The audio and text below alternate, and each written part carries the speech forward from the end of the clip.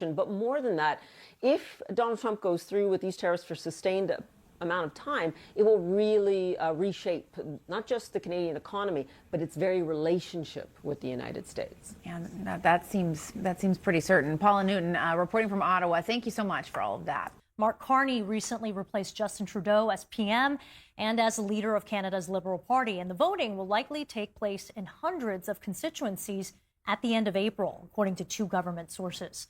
Polls show Carney's party has rebounded in popular support as U.S. President Donald Trump imposes a catastrophic trade war and threatens to turn Canada into the, quote, 51st state. Carney hopes to remain as prime minister against the Conservative Party. He's promising to protect Canada against what many in Canada call its newly unreliable southern neighbor. Tari Ajadi is an assistant professor of political science at McGill University. He joins me now from Montreal. Tari, great to have you on the show. Really appreciate your time. We know that Trump has repeatedly blamed Canada for illegal immigration into the U.S., for the flow of fentanyl coming over the border, even though the stats on that don't align. He's threatened to turn Canada into the 51st state, and then there's all the tariffs as well. Describe the significance of this election in light of that backdrop. So this election is really one of the most significant elections that certainly anyone can remember in Canada. For us, this is an existential crisis. Our economy, of course, is deeply integrated with the United States, but the prospect of annexation here is really driving up nationalist sentiments, and people are really kind of digging into what it means to be Canadian and standing very proudly behind that fact. And so this election will determine which leader really helps to kind of catalyze that kind of sentiment. Yeah, an existential crisis. That's an interesting way to put things.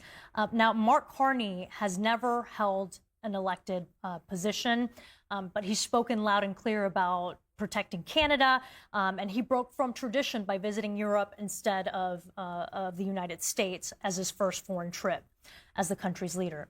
How do you think his approach to Trump will be, and does it differ from his predecessor? So I think that Mark Carney is in a uniquely strong position in one sense. Being a former governor of the Bank of Canada and governor of the Bank of England, he walks into this kind of election with an instant form of credibility. He has a kind of gravitas that befits someone that has been a significant figure in two G7 countries. And so I think that he's going to lean into that kind of previous experience, lean into the nationalist fervor, because the Liberal Party in Canada really is kind of the party of nationalism. And he's going to be able to speak declaratively to the Trump issue and to Donald Trump from the perspective of someone that, has been there before. So he's going to act as if he has a lot of experience dealing with folks like Donald Trump. So there's a particular kind of strength in that, but he has some significant risks in that approach as well. One of those being that he doesn't necessarily appear to do very well under significant pressure, whether that's from reporters or, crucially, whether that's kind of criticism from outsiders. And so I wonder how that's going to unfold in real time. Yeah, and likely from the lack of experience in the political arena. What do you make of his harder stance against President Trump? Is that a winning strategy? What are you hearing from Canadians?